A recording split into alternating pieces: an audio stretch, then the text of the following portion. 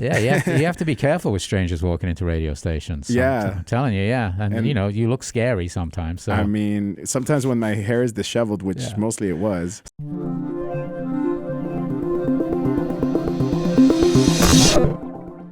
All right, so I'm in studio. You're at your place, and you're on the FaceTime. So Byron's here. What up, dude? What are you doing? Doing well. Yeah. Thanks for having me. Byron Gonzalez, ladies and gentlemen. Dun, dun, dun, dun, dun. Oh, no, we already did that. Yeah. Oh, I didn't get that treatment. Yeah. No, it's, well, you know, look, how long have you been here? 2019, you told me? Yeah, 6 years, roughly. So a little bit more, because I was also interning at the beginning. So when did you start interning? You were doing communications and broadcasting here at CSUN? Yeah. I'm an alum, and started in 2016, and literally the first semester I heard that there was a radio station here. Yeah. Because I had my double AA degree in broadcasting from SMC, and I came here because I heard there was a radio station. Yeah. First semester, I barged through the door, literally through the back by where Laura is sitting. Yeah. And she was like, "Who are you? What's going on?" I was like, Do you guys have internships? Yeah, you have to be careful with strangers walking into radio stations. I'm telling you, yeah. And you know, you look scary sometimes. So. I mean, sometimes when my hair is disheveled, which mostly it was. So you barged into the radio station. You're like, oh, there's a radio station there. What can I do? And how did you first get involved here? Well, Michel helped me out. He's a great mentor and great facilitator of interns, and he helped me out. And I just started doing, little things, putting music into the system, making sure the playlists are all good, and then I just started asking away, like, hey, how can I get on the air? And then he told me that there's this HD3 station called the Latin Alt. I was like, oh, what is this? Yeah. What's going on here? And honestly, before this station, like I wasn't listening to a lot of Latin music. I was listening to some of the legendaries like Maná, Juanes, Natalia Lafourcade, but beyond that, it wasn't too much. And so this station really opened my world to all of the indie alternative music from Latin America, and I just dove into it. So what's your background? What's your heritage?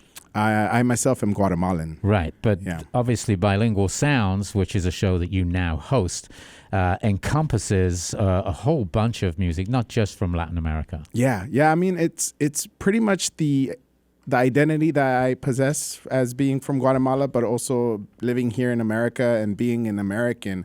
My musical playlists don't just encompass music in Spanish, and it encompasses music from France, Japanese, and great American classics as well. So it's really a big scope, which is why I wanted to call it Bilingual Sounds rather than something that alludes to the Latin culture. Right.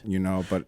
So there was a show here that I'm jumping around here. I'm sorry, but there's a show here you do that's 10 o'clock on every night, weekday nights, called Bilingual Sounds. And then you started coming in and looking at the Latin channel, and I had been beating everybody over the head here for, I don't know, I've been here 13 years, so probably for 7 or 8 years I've been beating everybody over the head saying, we should play more Latin alternative music. We should play more Latin alternative music. And encouraging you. I hooked you up with an NPR gig. Yeah, which was amazing. Still waiting for the commission on that. and then Bilingual Sounds has now grown into a brand and a station. You've rebranded the Latin Alt HD3 channel. So tell us how that came about. Well, again, like I think the Latin name, the Latin Alt HD3 I felt like it really boxed us in. So when the SoCal Sound rebranded, I was like, oh, this is a good chance to also rebrand the station. And so I just kept stewing on the name, and I was like, Bilingual Sounds is just really a good term to encompass everything that you come to expect when you listen to the radio station. Because again, Latin Alt HD3, a lot of people, when I told them to listen to the station, they're like, I'm just going to listen to music in Spanish, in Espanol. Like, no, you're going to listen to everything, really what encompasses being a Latino here in America, or being a minority group here in America. You're listening to everything. So it sounds like you have been discovering this music yourself then. As you said, you only were aware of some of the big artists from Latin America.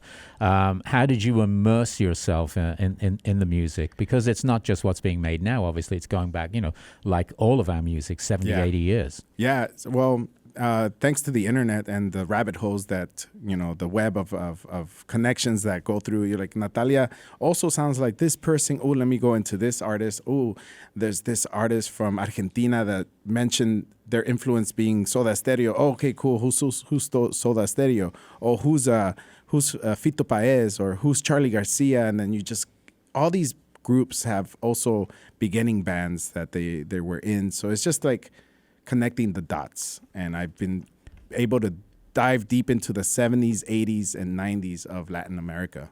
One of the things that you've also done here is you've been working with Jet through the years as events and promotion coordinator, and I'm thinking, let's bring Jet in off of off of my iPhone right now, through the miracles of digital transmissions.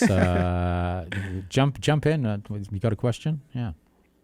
At that point, Byron had already finished his internship and was really handling things on Latin Alt HD3, and started just being more and more a part of the station as a whole, and showing that he could handle tasks that were thrown at him. So we asked him, hey, do you want to take this on as well, so that way we can pay you for all the work that you're doing, after interning and volunteering and doing all of that for free. So we finally got him on the payroll, and so I was his supervisor for many years, and it was fun.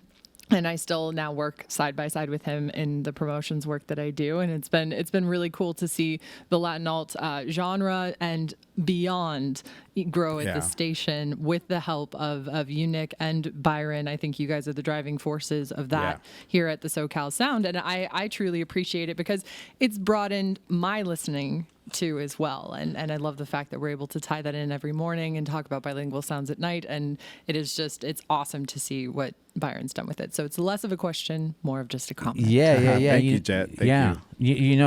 When I first moved to LA, which is 26, almost 27 years ago now, my producer on my old show, Ariana Morgenstern, who's of Argentinian descent, she introduced me to Latin music. I'm from Birmingham, man. I grew up with Black Sabbath. You know what I mean? Absolutely. And I've been fortunate, obviously, to have this career in a diverse music, eclectic music frame. But she was telling me, dude, you got to listen to this music, and she turned me on to like Juliet Venegas and to Control Machete and Kinky. I kind of discovered myself, but Café Tacuba and all those classic Legends. bands, Legendary Latin alt bands as well. But they fit into the format as well. And I was just thinking, as Jet was talking about working with you, your story here is really unusual. It's really unusual for somebody to walk in off the street and end up getting a gig running a radio station, which is effectively what you're doing now. Yeah. I did it in Woodstock many years ago. I did the same. Really? Oh yeah, I knocked on the door and said, "Hey, what you got?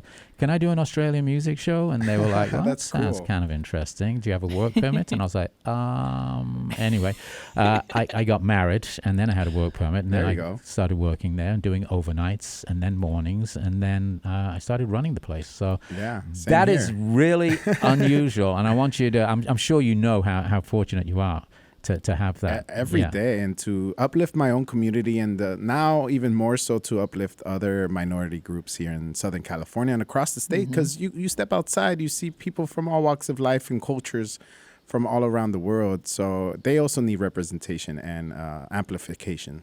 Yeah. So the new channel is, tell me where we can find it. So you can find it everywhere, just like the SoCal Sound. You can go to bilingualsounds.org. You can find it on the free app. It's in the App Store and Google Play. Just search for it by name, Bilingual Sounds. You can also search for it by name on the socials. You told me that your show is also being syndicated on another radio station, right? I also have a show on the Bilingual Sounds radio station. It's called Cafecito. It's your competitor from 9 a.m. Up until 1 p.m. Ooh. Yeah. Ooh. At least the last hour of it. You know what? I know where the cables are to unplug that in the morning. You're like, why is there no music coming out at 9 a.m.? But it's being syndicated at the public radio station in Utah, Salt Lake City, Utah, called Avanza 88.3 KUUB. Which, cool. They were listening for a while, and they're like, we got to have your show. Shout out to Bruce Warren as well over at XPN, who brought you into the NPR fold as well. And congratulations, man. There's going to be an official launch, I believe. Soon enough. End of November. So keep your calendars open. End of November. It should be on a Thursday. Also, I do want to thank a couple more people who really helped me along the way with this. Patrick, Pat, our general manager, Mookie also, who was helping me through it. And then Matt Blake, who creates these awesome sessions. We had 3 awesome sessions, La Sora Zapata, Andrew, and Elsa y El Mar, to launch off the station. So he helped create those, and the Tristan as well, who created the sound for it, and Blake Tamayo, who helped with all the graphics too. So without them, we couldn't have done that. Takes a village. It really does. Yeah. And then also you guys, Jet, Nick, everybody here at the station has been super supportive of this rebranding, and Thank you all. Say no more. So I asked you when you sat down a little while ago, so let's go out with a track, and you've got about 20 seconds to set this up. All right. Well, it is Filipino American Heritage Month, and throughout my show and the radio station, I have been highlighting some great Filipino bands. And this one is called APO, or APO Hiking Society, out of the Philippines. We're going to listen to a song that was released in 1978 off their 3rd studio album, which is translated to After the Show.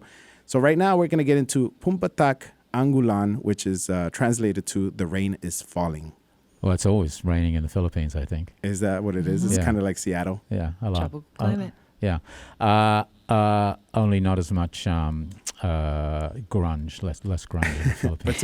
It's a beautiful song. Yeah. It's awesome. Well, cheers, mate. So bilingualsounds.com? Yes, bilingualsounds.org. .org. We're still a nonprofit organization. We're still public radio. All right. Until the next time, folks, thanks for listening. Be safe, be kind, and keep it simple. Congratulations, Byron. Thanks, Nick. See you tomorrow, I appreciate it. Bye. Bye. Julie coming up at the top of the hour. Have a fab day. Pumapatak na naman ang ulan sa bubong